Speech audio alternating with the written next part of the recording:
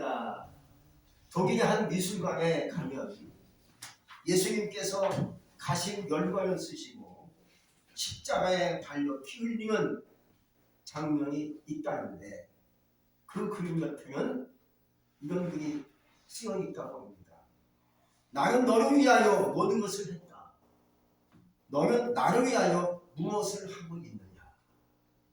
라는 글귀가 쓰여 있다고 말합니다. 우리에게 있어서 예수님의 로열티는 얼마나 귀중한 로열티가 되겠습니까? 예수님의 로열티가 없었다면 우리는 죄사함도 구원도 은혜도 축복도 없을 것입니다. 예수님이 나를 위해서 피 흘려 죽으셨기 때문에 내가 구원받았고 죄를 깨끗이 씻음받고 하나님의 백성으로 하나님의 자녀로 천국 백성이 되게 하신 줄로 믿습니다. 또 사순절을 우리가 지나고 있는데 이 사순절이 이어지면서 예수님이 십자가 고난, 죽음, 부활, 승천까지 쭉 이어지죠. 그러나 더 나아가서 여기서 끝나지 않고 예수님이 다시 오시는 날이 이 땅에 반드시 온다고 성경은 우리에게 언약하고 있어요. 예수님이 이 땅에 오시는 날이 역사의 종지를 찍는 날이 될 줄로 여겨집니다. 우리 그러므로 다시 오실 주님을 마음속에 품고 기도하며 준비하며 고대할 수 있기를 주의 이름으로 축복합니다. 언제든지 두 가지로 나타나요. 죄악은 불평과 원망과 질병과 저주와 함께 다닙니다. 나쁜 형제들이 함께 똑같이 다니는 거예요. 원망이 찾아오면 원망만 생기는 게 아니에요.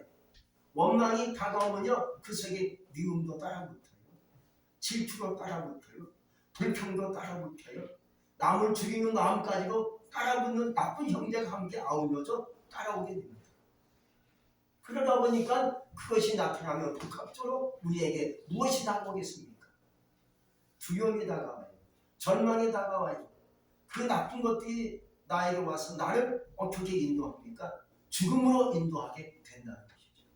우리 그러므로 데살로니가전서 5장 22절에서 말씀합니다.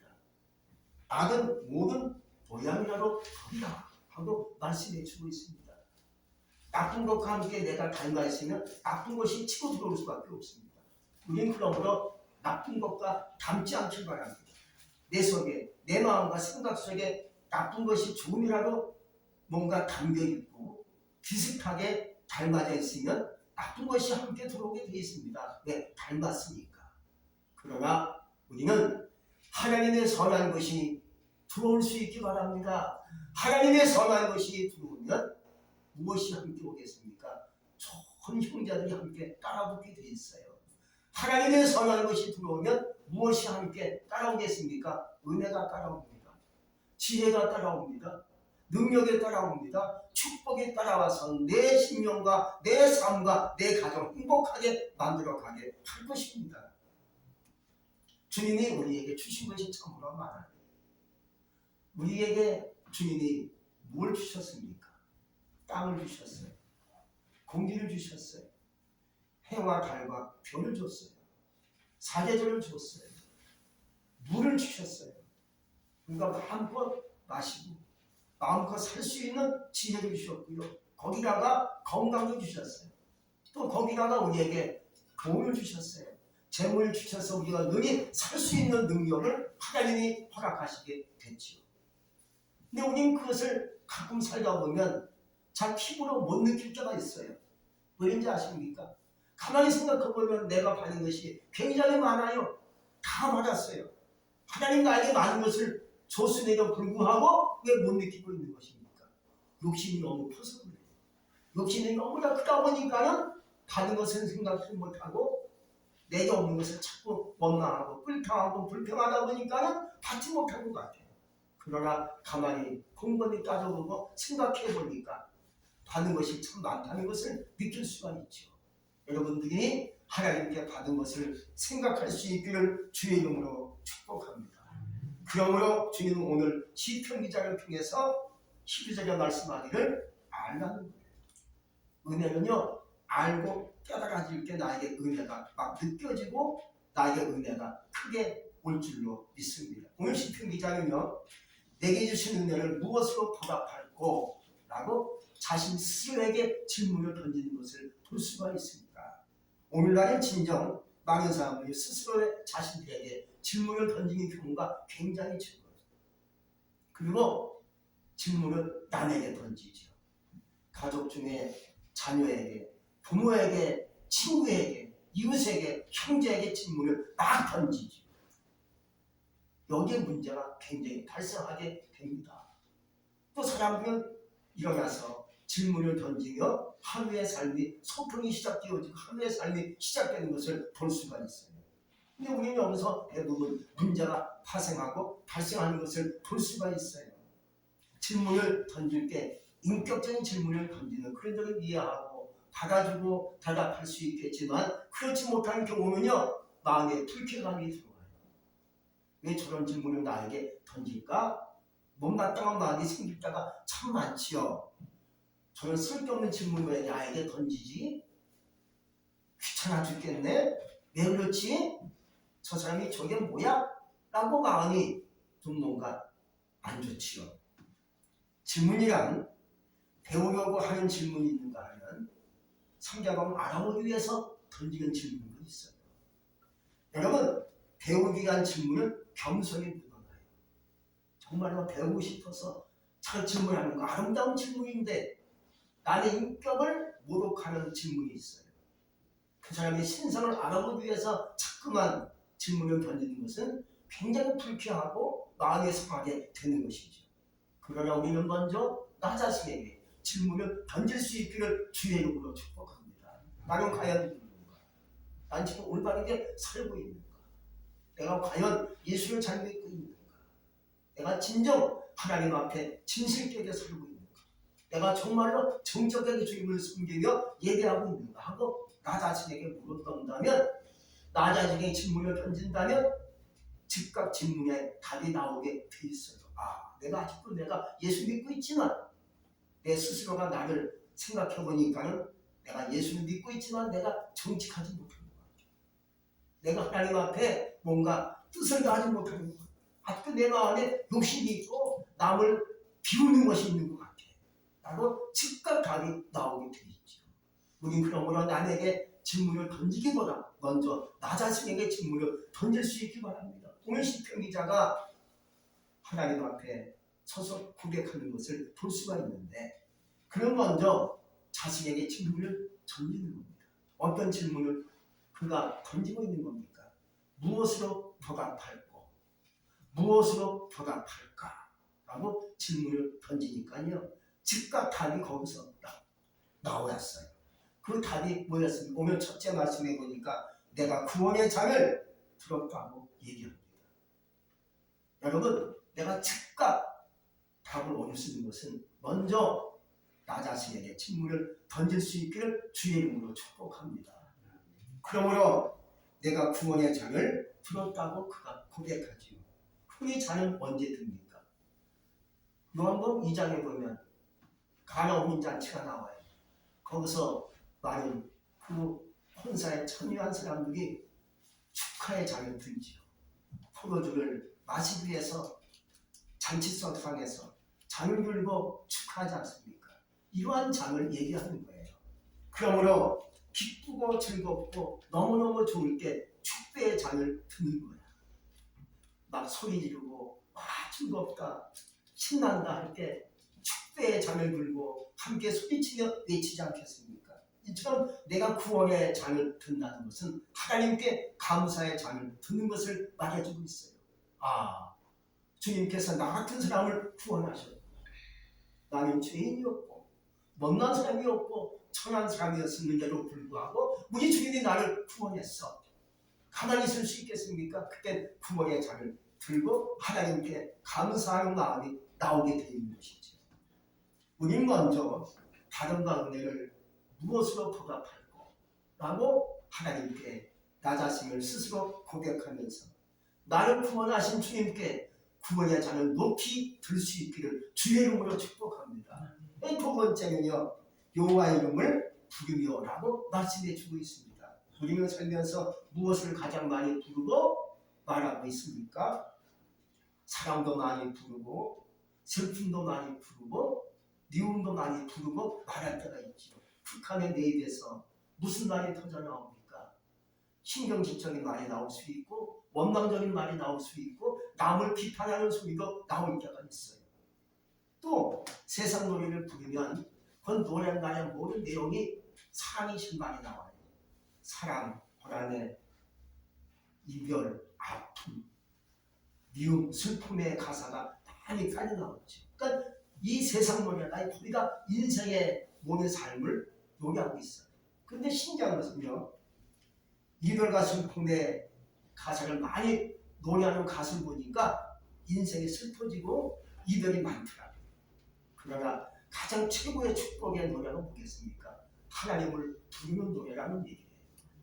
우린 그러면서 이 땅에 살면서 사랑도 부르고 슬픔도 부를 수 있고 미움도 부를 수 있고 슬픔도 내가 노래할 수 있지만 가장 최고의 축복의 노래가 뭐겠습니까? 주님의 이름을 부르는 거예요.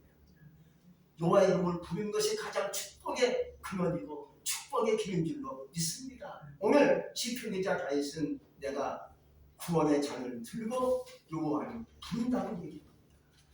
얼마나 멋있는 찬양이 아니겠습니까? 또 구약 창세기 4장 26절을 보면 하나님이 아벨 대신에 셋이라는 아들을 줬어요. 또 셋도 결혼해서 아들을 낳았는데 그 이름을 에노스라 하였습니다. 그때 사람들이 비로소 여호와 이름을 불렀다고 얘기합니다.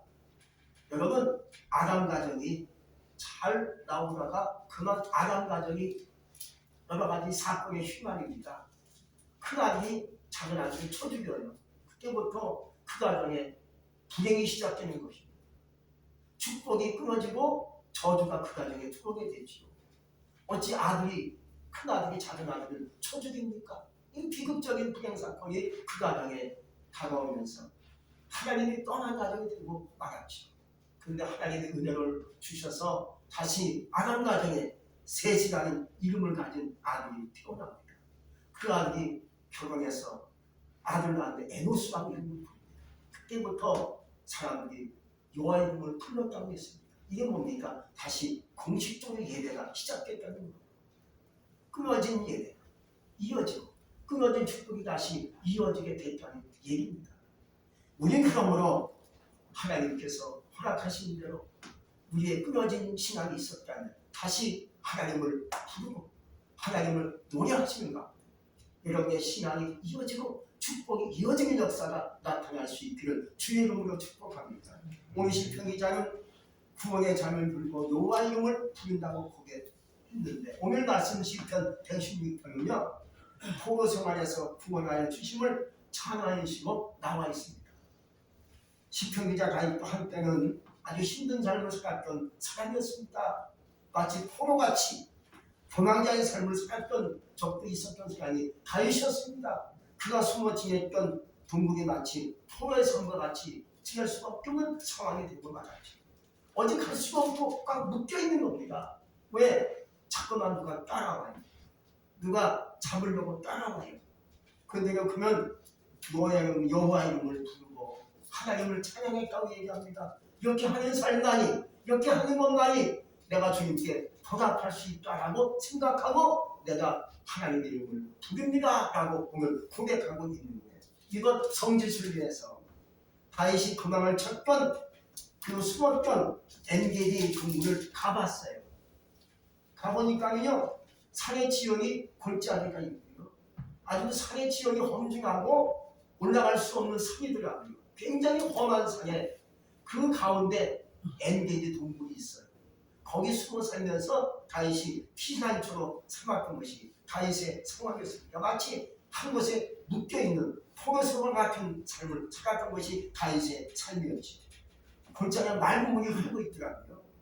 당시 사울왕은요 다윗을 잡으면 죽이려고 3,000명 군사를 거느리고 엔게디 동굴 그 산을 찾아왔어요. 3,000명을 거느리고 온 거예요. 다윗을 잡아서 죽이려고. 근데 찾아서 막 덤번이 헛당치고 말았다는 거예요. 성경에 나와 있어요. 근데 이유가 있더라고요. 가서 보니까 실제 보니까 이유가 있는데 다윗에게는 그 엔게디 동굴이 그 산이 자신의 구역입니다. 자신의 구역이야. 황야 어디가 있고 어디가 동굴이 있고 어디가 숲이 있고 어디가 골짜기가 있고 다 그냥 양을 치며 한때는 거기를 다니면서 다 그냥 보았던 것이죠. 아직 귤날까지 뛰어넘는 것이 엔게디 동굴 산이었습니다. 거기서 이리저리 다니면서 양을 치고 구역을 다 자기 구역이니까 뭐 숨을 곳도 알고 다 알지 않습니까? 이것이 다윗이 함께했던 그런 산이었습니다. 그래서 마음대로 숨기도 그래서 숨어있는 다윗을 잡아야겠는데 사울왕이 풀어놓은 군사들이 처음 와본 곳이니까 잡을 수가 없지. 산의 지형이 높고 어디 어딘지 모르고 분간을 못하니까 덤더 확장치고 막았다는 거예요. 그러니까 그 이유더라고요. 또 다윗은요 거기서 숨어있으면서 맑은 물이 흐르니까 거기서 물을 먹으면서 버틸 수 있는 최적의 장소가 됐다는 거죠. 성적인 군사들은 처음이야 그런 것이. 어디 어딘지 몰라. 동물 모르니까 찾을 수 없는 것이죠. 여러분 그렇지만 이 다윗은 포로같이 쫓기는 삶 속에서도 무엇을 했겠습니까? 하나님을 불렀다는 거예요. 다윗은 다른 것을 부리지 않았습니다. 다윗은 부모님도 있고 형님들도 있지만 거기서 하나님을 불렀지 부모님들 부르지 않았습니다. 형님들 부르지 않았습니다. 친구가 부르지 않았습니다. 이웃을 부르지 않았습니다. 오직 하나님만 부르는 삶이 다윗의 신앙이었다는 거죠. 우리도 살다 보면 이렇게 저렇게 살다 보니까 삶에 곤궁함이 찾아오고 삶의 힘든 일이 우리에게 다가오게 있습니다. 우리 그럴 때 누구를 제일 먼저 부르고 싶으실까요? 부모님을 부르고 싶으십니까? 자식을 부르고 싶으십니까? 그렇게 하지 않기 바랍니다. 내가 힘들고 어려울 때일수록 누구를 부르야 되겠습니까? 하나님을 부를 수 있기 바랍니다. 내가 아플 때, 내가 고난에 처했을 때, 힘들고 어려울 때 다른 거 부르지 않기 바랍니다. 하나님을 높이 부를 수 있기를 주의 이름으로 축복합니다. 이것만이 주님께 보답할 수 있는 길이라고 그가 여겨져서 내가 무엇으로 보답할고 내가 주님을 부르겠나이다 라고 하나님께 고백하는 것을 볼 수가 있습니다. 세 번째는요, 나의 소원을 여호와께 갚겠다고 고백합니다. 소원이란 주님께 언약하는 기도를 말해요.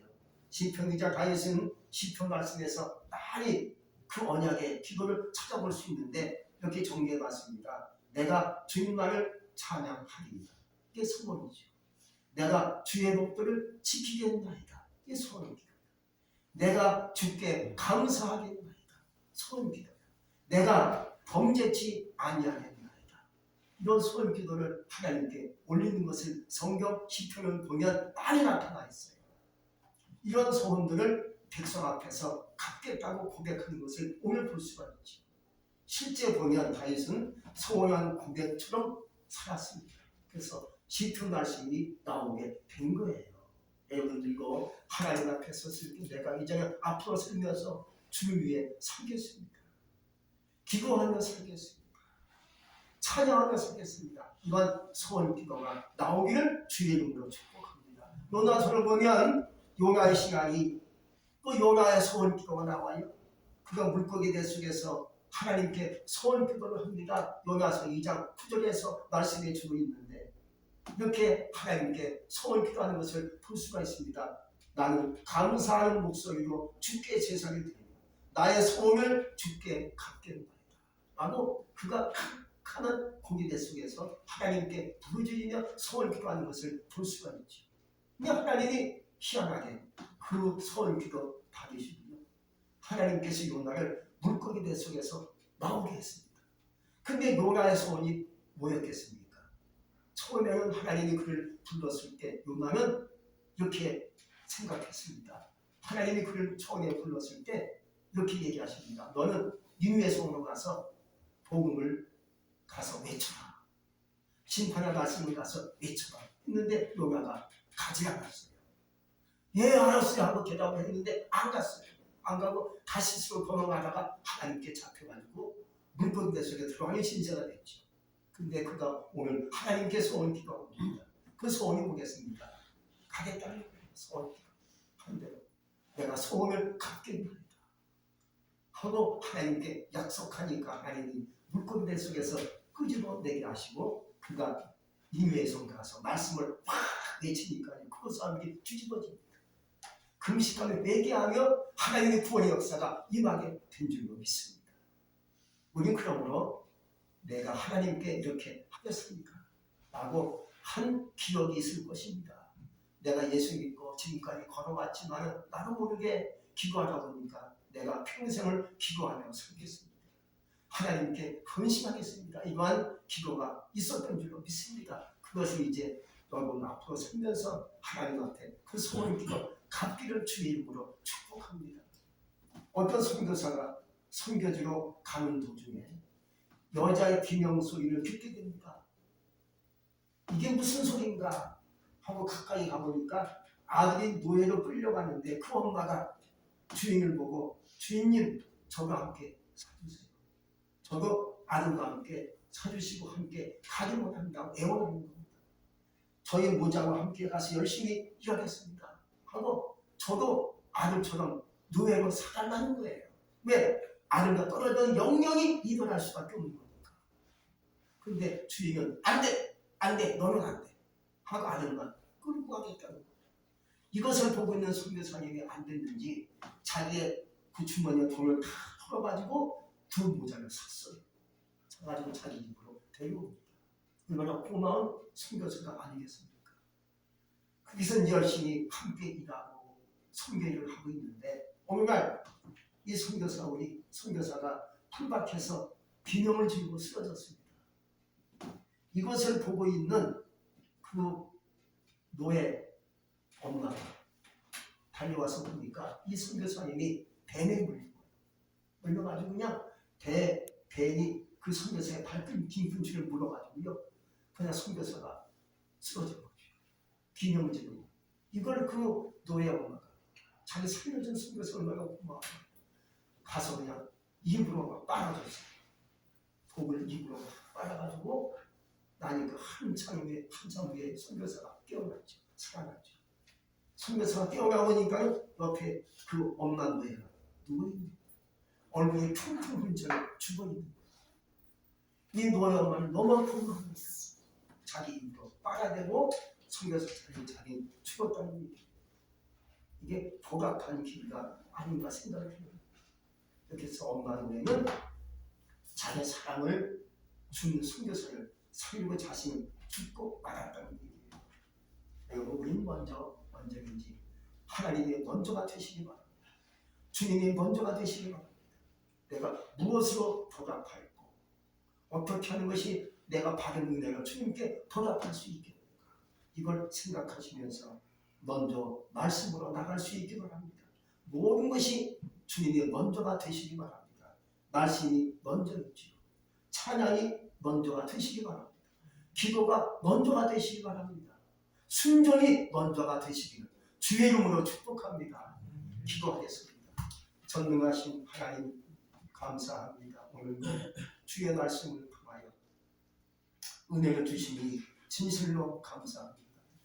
오늘날까지 예수 믿고 구원받아 여기까지 왔는데 알게 모르게 생각해보고 따져보니까 하나님께 받은 바 은혜가 크고 얼마나 귀한지 알 수 없어요. 이제 내가 받은 바 은혜를 무엇으로 보답할 것인가 라고 질문해보면서 내가 먼저 하나님을 찬양하겠습니다. 언제든지 먼저 하나님께 감사하며 살겠습니다. 이건 결단으로 나갈 수 있는 우리 모두가 되게 하여 주시옵소서. 예수님 이름으로 감사하며 기도합니다. 아멘. 할렐루야.